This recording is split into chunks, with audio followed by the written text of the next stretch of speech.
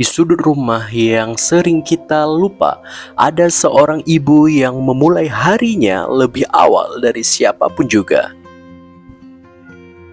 Ia bangun ketika langit masih gelap warna, mengikat rambutnya yang mulai dipenuhi cerita, lalu menyiapkan pagi agar dunia kita tetap terasa ramah adanya.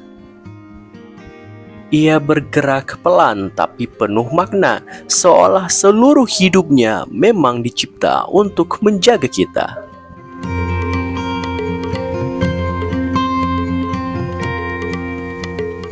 Ia bukan hanya mencintai lewat kata, tapi melalui gerakan kecil yang sering tak kita duga.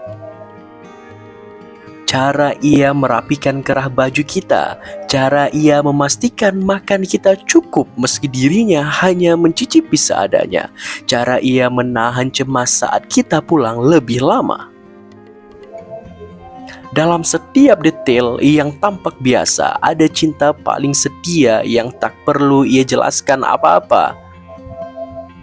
Ia tahu dunia bisa membuat kita terluka, maka ia menjadi pelindung pertama tanpa meminta balas apa-apa.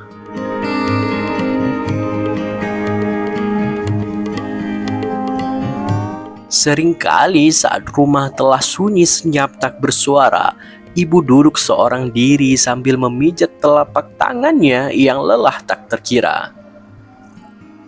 Di wajahnya ada garis-garis yang waktu ukirkan perlahan, garis yang tak pernah ia keluhkan karena sibuk memastikan kita bahagia. Ia menarik napas panjang lalu menatap ruang yang hanya diterangi lampu temaram di meja, seolah sedang berbicara pada dirinya sendiri. Namun saat pagi tiba, yang kita lihat hanyalah senyumnya yang sama, senyum yang menyembunyikan badai yang tak pernah ia cerita.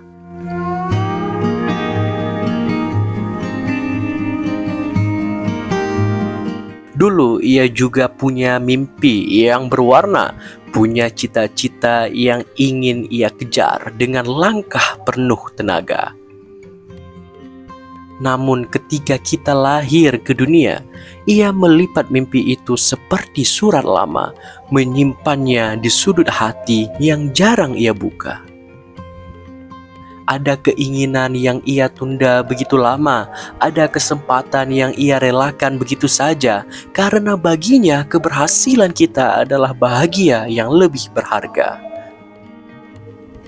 Dan walau ia tak pernah meminta kita membaca pengorbanannya, kisah itu tetap tertulis jelas di mata tuanya.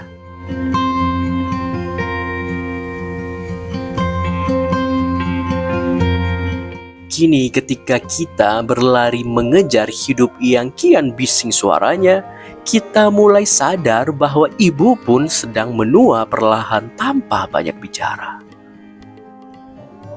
Tangan yang dulu cekatan kini agak bergetar saat membawa cangkir tehnya. Punggung yang dulu tegak kini sedikit membungkuk tanpa ia keluhkan juga. Ketika ia memanggil nama kita, suaranya tak lagi sekuat dulu kala, namun hangatnya tetap sama, tetap menjadi tempat ternyaman kita pulang sewaktu-waktu merasa hampa. Kita tersadar bahwa waktu berjalan tanpa memandang siapa, dan ibu bukan selamanya ada di tempat yang sama. Ibu adalah buku yang selalu kita baca terburu-buru karena merasa sudah tahu isinya, padahal setiap halamannya penuh cinta yang tak pernah berubah makna. Pengorbanan yang kita nikmati adalah lelah yang sering ia sembunyikan begitu saja, dan setiap langkah kita hari ini adalah hasil dari doa yang ia selipkan tanpa suara.